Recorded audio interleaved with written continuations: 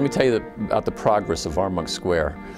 We've met with the developers and they assure us that they're still on their original time frame for the end of the year. Based on my experience with builders, I would probably say the first quarter of 2013, but that still would be a wonderful New Year's gift. And they're progressing on the grocery store first, which is our most immediate need, and they assure us they will be open early, if not before, 2013. Once you start coming out of the ground, it actually goes fairly quickly. So the superstructure is being built right now, the steel girders, and once that is done, you'll really see the body of the building start to take shape. Other retailers will be coming into Armonk Square besides from DeCicco's grocery store. They haven't told me which ones have come in yet. I know they have talked about a bank and a restaurant. I don't know whether they've actually signed the leases at this point, but I know they're negotiating with a number of different retail operations to come in. And I know a bank and a restaurant were two that they were working with. I think Armonk Square will be an anchor for our downtown. It will create a center that we've never had. That land, as everybody knows, has been empty and vacant for decades. So we'll finally have an anchor right in the middle of town. The old A&P Center has also been revitalized. Most people know a CVS pharmacy has signed the lease. That was actually done last year. The town has worked very hard to get them to come back in. They didn't need any special permits from the town, but we worked with them to assure them if they came back in, we would work with them and they would enhance the property.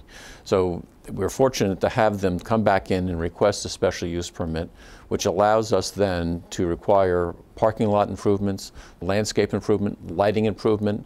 They are making a curb cut to the Hergahen Center, and they're actually widening and putting sidewalks on the road that goes between Maple Avenue and the pharmacy center.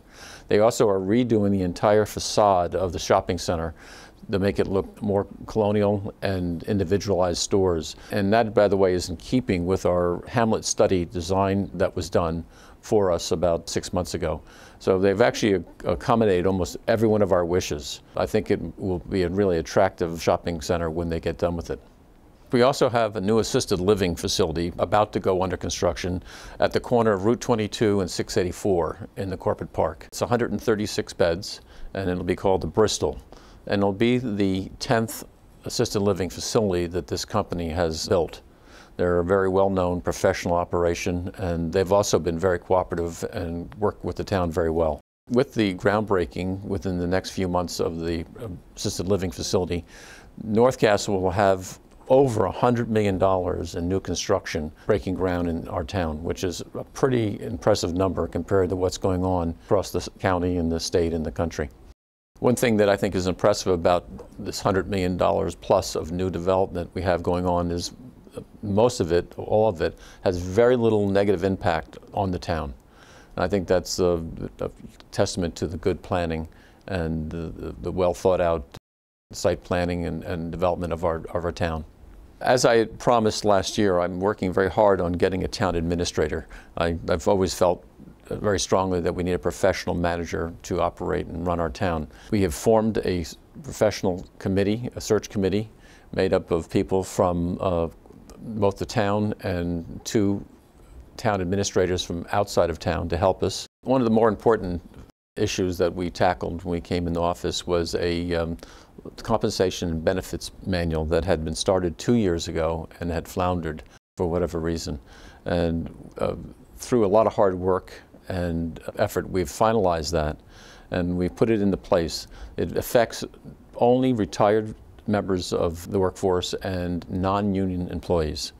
But it's, even with those few people, it shows significant savings.